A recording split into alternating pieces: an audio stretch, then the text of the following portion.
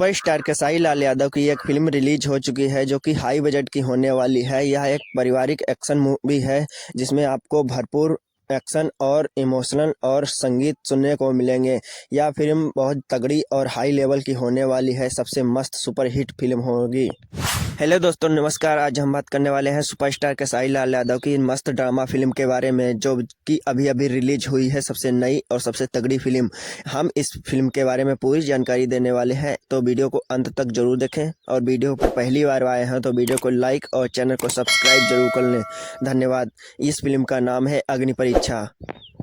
यह फिल्म अग्नि परीक्षा होली के दिन 4 मार्च 2026 को रिलीज की गई थी सभी सिनेमा हॉल में। यूपी से लेकर बिहार तक सभी सिनेमा हॉल में रिलीज की गई थी, जो कि सबसे ज़्यादा देखी जाने वाली यह फिल्म है।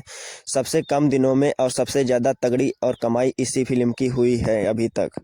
सुपरस्टार खेसारी लाल यादव की यह अग्नि परीक्षा फिल्म पारिवारिक होने वाली है जो कि घर पर सबके साथ देख सकते हैं। यह फिल्म में आकांक्षा पुरी और नीलम गिरी भी देखने को मिलेंगी जो कि फुल एक्शन के साथ आई हुई हैं। अभी तक इस फिल्म को यूट्यूब पर रिलीज करने की कोई नोटिफिकेशन नहीं आई है। जैसी कोई खबर आएगी हम आपको बता देंगे अगले वीडियो में।